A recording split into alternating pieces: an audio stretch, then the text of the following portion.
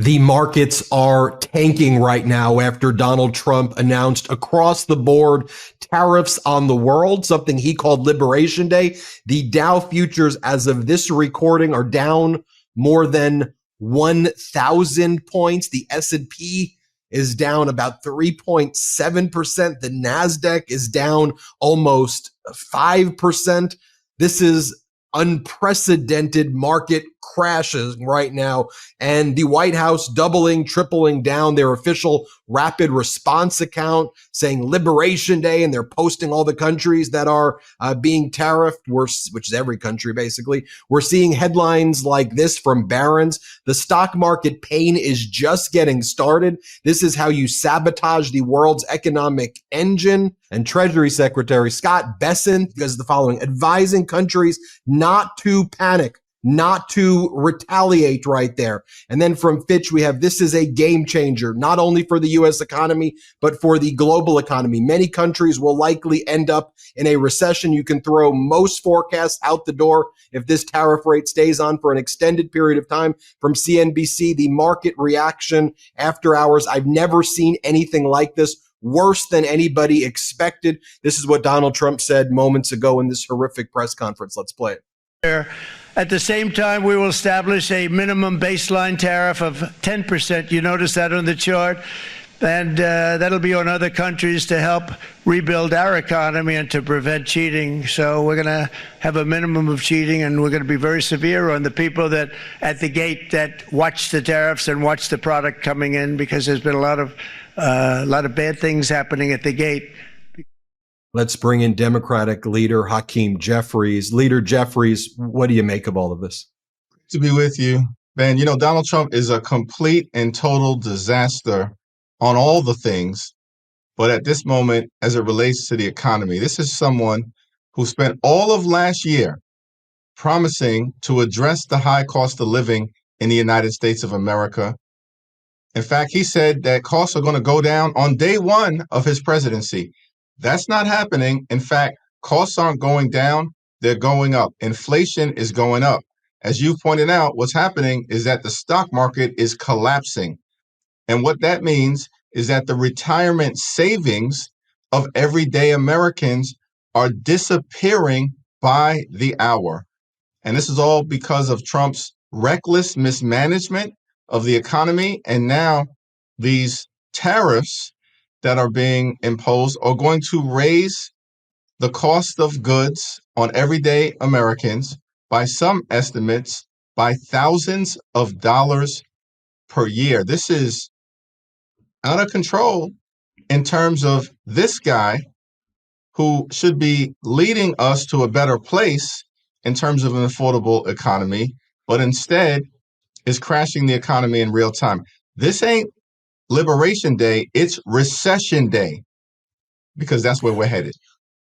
What do you make of the MAGA Republicans in the House of Representatives and in the Senate who are saying America needs pain? This is pain that is needed, short-term pain and suffering. This is what was promised. So everybody, they go, it's like a kitchen remodel, or like when you remodel your house. I think that's what a lot of the MAGA Republicans have been saying. What's your response to that?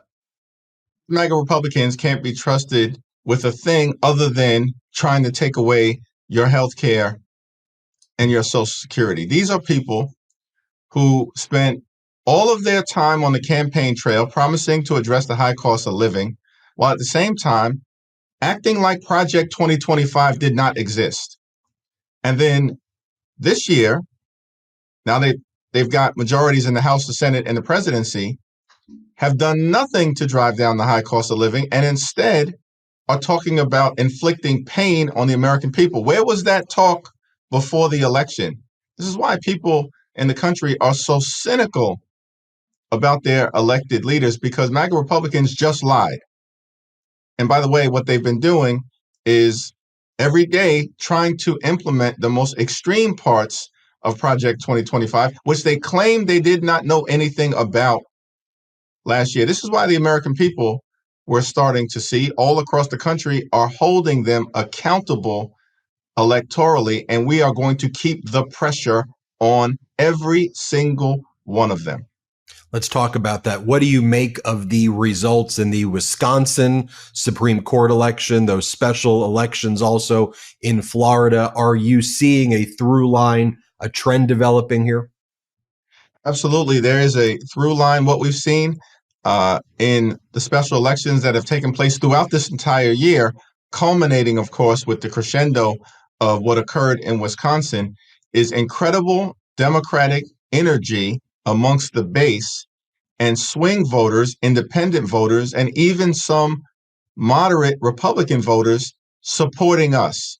And that is why we've seen in January, we won a special election in Iowa in a state Senate seat that Donald Trump had previously won that November by 21 points. We won that race by 25-point Democratic overperformance. We had a special election for the Westchester County executive seat in February. It's a seat that has been held within the last 10 years by a Democrat and by a Republican. It can go in either direction. Donald Trump endorsed the Republican candidate. The Democratic candidate won by 30 points. And then, of course, last week we saw in Pennsylvania, in a state Senate district that Donald Trump had won in November by 15 points, that the Democratic candidate wins in Lancaster County. By the way, a county that in the history of the Commonwealth of Pennsylvania, one of the original 13 states, has never elected a Democrat to represent it in the state Senate from Lancaster County. And then it all culminates with the results that occurred in Florida, massive overperformance, and of course in Wisconsin, a 50-50 state that Donald Trump just won, which was a significant repudiation in the results. The enlightened candidate prevailed and prevailed decisively. It was a 10-point victory. Nobody saw that coming. It was stunning. The people rejected Donald Trump, rejected Elon Musk, and rejected the extreme MAGA Republican brand, which is rapidly deteriorating across the country. Leader Jeffries, this is the messaging that's going down on Fox right now, how they're trying to tell their viewers this is how you have to deal with the pain and suffering. I want to show you this, then I want to get your message to the voters out there and the people who are seeing the markets crash. They're seeing their life savings go away. But this is how Fox is framing it right now. Here, play this clip. And those 401k people who are depending, those retirees, all of that, just talking plain speak with them. Look, when this nation used to go to war, people in this country would support the war effort with their materials at home and making things for weaponry and all of that. We got to do 100% buy-in over this bumpy period. Just communicate. Kaylee.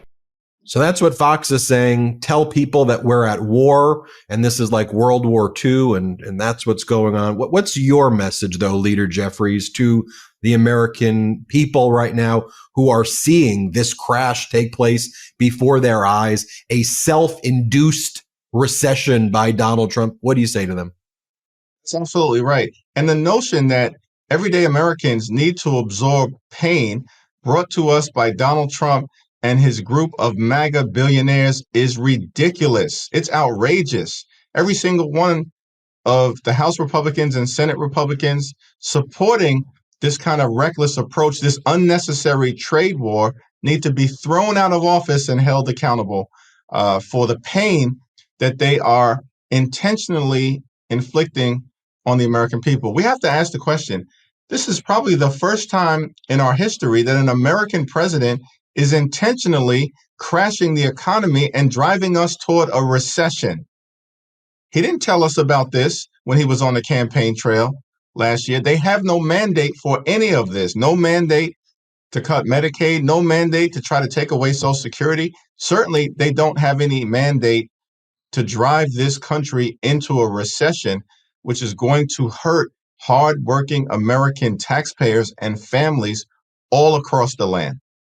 Why do you think he's doing it? Do you think it's part of the authoritarian playbook? Is he someone who just has bankrupted a lot of the companies that he's created before, and this is just what he does? What's your take on it? It does appear to me that this is what Donald Trump does. He somehow sold himself to significant numbers of Americans is a businessman, but he's a failed businessman, bankrupted multiple companies. And now Donald Trump is trying to literally bankrupt America.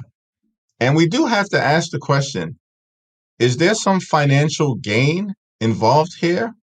Because we've seen significant corruption coming out of this administration.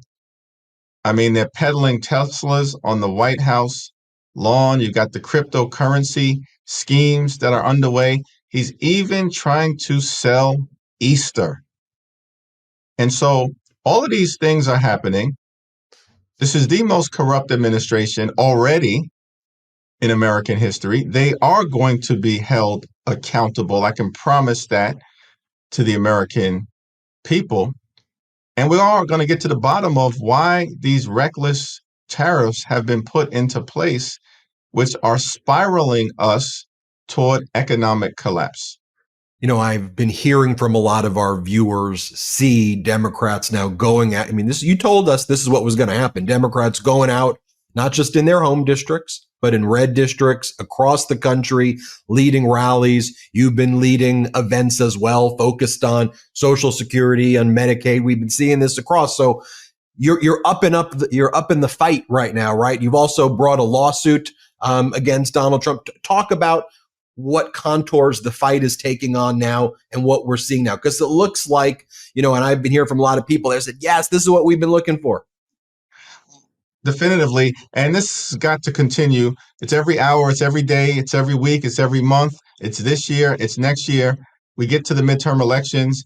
And then, of course, we can try to begin to end this national nightmare and redeem the American dream for people all across the country.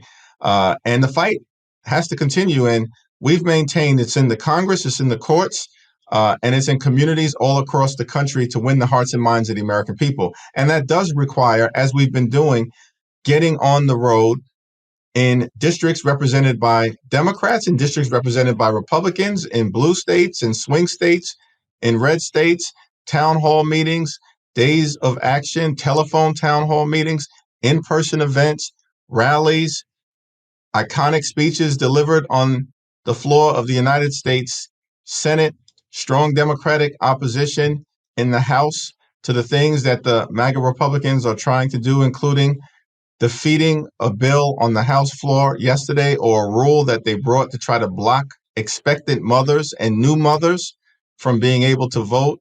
Outrageous stuff, strong Democratic opposition that stopped that bill and forced the Republicans to actually cancel votes for the rest of the week and run home.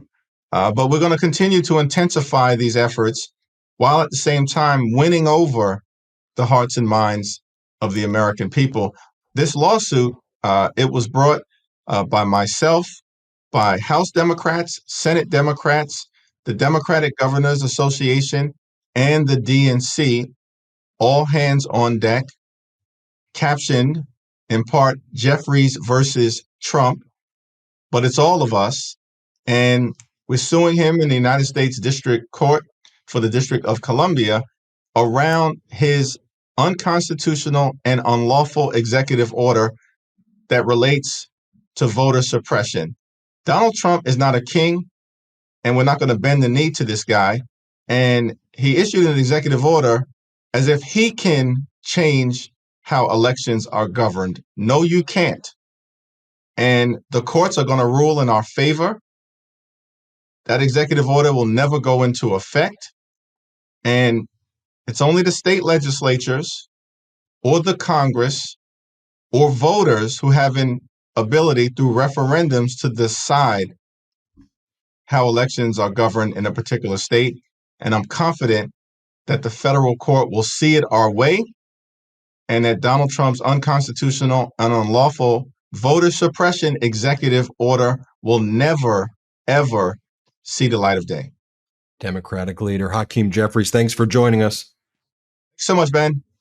Everybody hit subscribe. Let's get to 5 million subscribers. Can't get enough Meidas? Check out the Meidas Plus Substack for ad-free articles, reports, podcasts, daily recaps from Ron Filipkowski, and more. Sign up for free now at MeidasPlus.com.